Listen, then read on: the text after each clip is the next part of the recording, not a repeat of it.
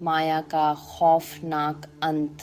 कुछ ही दिनों के भीतर माया की जिंदगी में अजीब घटनाएं शुरू हो गईं। उसे अपने कमरे में कदमों की आवाजें सुनाई देने लगीं, जैसे कोई उसके आसपास चल रहा हो। कभी कभी उसे ऐसा महसूस होता कि कोई ठंडी सांस उसके कान के पास से गुजर रही हो। माया हर समय बेचैन रहने लगी, लेकिन जो उसने देखा वह उससे भी डरावना था। एक रात जब माया ने शीशे में देखा तो उसके पीछे राहुल की धुंधली छवि खड़ी थी। ठंडी सफेद आंखें उसे घूर रही थीं। राहुल की मृत छाया ने माया का पीछा करना शुरू कर दिया। वह जितना भागने की कोशिश करती, उतना ही राहुल की परछाई उसके और करीब आती गई।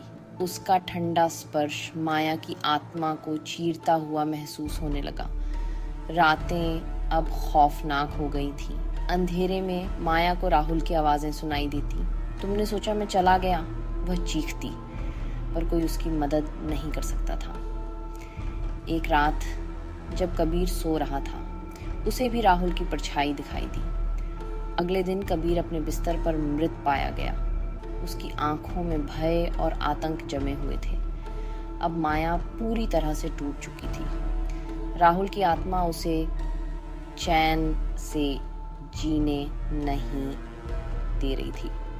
उसके कदम जहां भी जाते, राहुल की ठंडी परछाई उसका पीछा करती। आखिरकार माया की मौत उसी जंगल में हुई जहां उसने राहुल को दफनाया था। लोगों ने उसकी लाश को अजीब तरीके से मिली हुई अवस्था में पाया, जैसे वह किसी अदृश्य शक्ति से डरकर भागने की कोशिश कर रही हो। लेकिन कहानी यहीं खत्म नहीं हुई।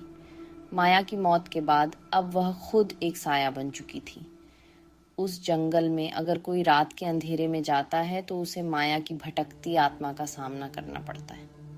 उसकी सर्द सांसें अब भी वहां गूंजती हैं और वह हर आत्मा को आतंकित करती है, जैसे राहुल की आत्मा ने उसे किया था। अंत, माया का साया अब जंगल में भटकता है, उन लोगों का पीछा करता है जो वहां आते हैं। अब माया खुद एक खौफनाक आत्मा बन चुकी है, जिसे कभी शांति नहीं मिलेगी, क्योंकि उसकी कहानी कभी खत्म नहीं होगी। कबीर की मौत एक रहस्य बनकर रह गई। किसी को नहीं पता चला कि वह कैसे मरा।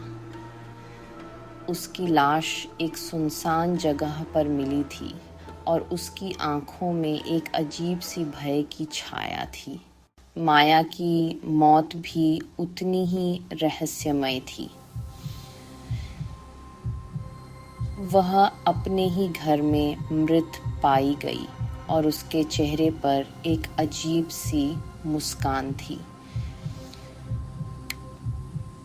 लोग कहते हैं कि उसकी आत्मा अभी भी वहीं भटकती है। माया की आत्मा ने पूरे गांव में आतंक मचा दिया।